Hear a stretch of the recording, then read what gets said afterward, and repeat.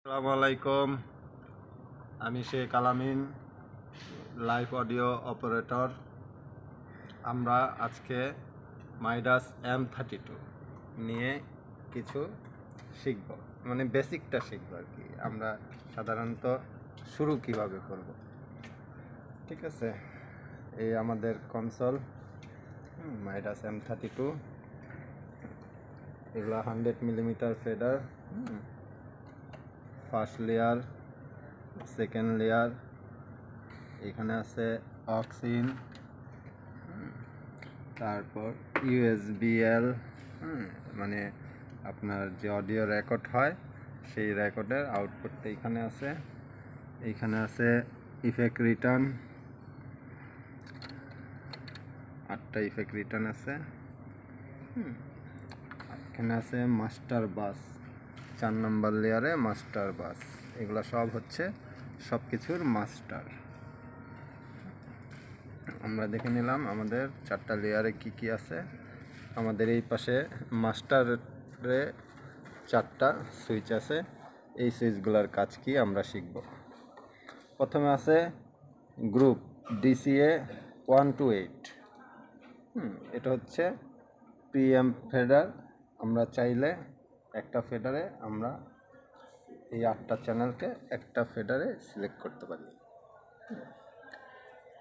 তো সেটা কিভাবে করতে হয় আমরা আপনাদেরকে পরে দেখিয়ে দেব।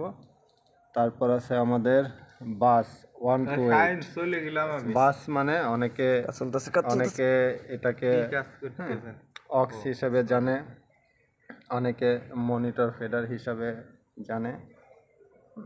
তারপর আছে বাস 9 to 16। তারপরে আছে ম্যাট্রিক্স 1 to 6 এবং সেন্টার মানে মনো চ্যানেল। এটা মাস্টার ফেডার। সুন্দর মিউট বাটন আছে। তারপর আছে স্লো বাটন। স্লো বলতে বোঝায় যে আমরা যেটা হেডফোনে শোনার জন্য যে সুইচটা চাপি এটা হচ্ছে স্লো। তারপর আছে ক্লিয়ার স্লো, মানে এই স্লো আপনি একসাথে 2-3টা চেপে রাখলে এটা 2-3টা হয় না, এটাতে ক্লিয়ার করা যাবে। তারপরে আছে সিলেক্ট বাটন, যেটা ছাড়া আপনার ডিজিটাল কনসোল অচল, মানে আপনি সিলেক্ট না করলে কোনো কিছু কাজ করতে পারবেন না। এখানে আপনি 1 নম্বর ফেডার সিলেক্ট করছেন, আপনি যদি 13 নম্বর ফেডারে কোনো কিছু চেঞ্জ করতে চান তাহলে এইগুলা কোনো কিছু কাজ করবে না। তারপর আসি, এটা হচ্ছে আমাদের গেন, এটা হচ্ছে ফ্যান্টম পাওয়ার, এটা হচ্ছে ফেস ক্যান্সেল, তারপরে হচ্ছে লোকাট। আমরা এই অপশনটাকে বড় করে দেখতে চাইলে ভিউ বাটন আছে, ভিউ বাটনে চাপ দিলে আমাদের ডিসপ্লেতে বড় করে চলে আসবে। তারপরে আছে গেট, তারপরে আছে ডাইনামিক, এটা হচ্ছে কম্প্রেসর, এটা হচ্ছে ইকুয়ালাইজার সেকশন। তারপরে হচ্ছে বাস সেন্ড। তারপরে আছে আপনার মেন বাস বলতে এটা হচ্ছে মেন লেফট রাইট পেন করা যায়। এটা হচ্ছে আপনার সেন্টার।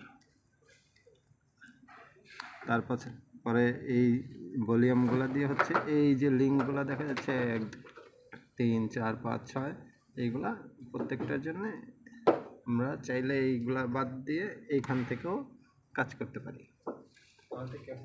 তারপরে আর কি আছে, আছে এই যে মনিটর সেকশন, টকব্যাক সেকশন। তারপরে আমরা কোনো কিছু সেভ করতে চাইলে এই সেভ করার ফাংশন এখানে আছে। এটা হচ্ছে আমাদের মানে অ্যাসাইনেবল কি, আমরা চাইলে যে কোনো জিনিস অ্যাসাইন করে রাখতে পারি আমাদের ইচ্ছা মতন, মানে আমাদের যেটা হাতের কাছে রাখা দরকার আমরা এই সুইচে নিতে পারি। তারপরে আছে মিউট বাটন 6টা।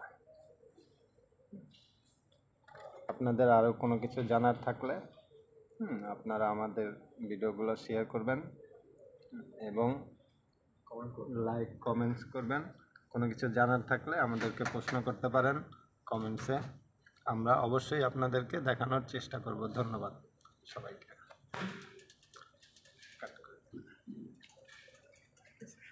এটা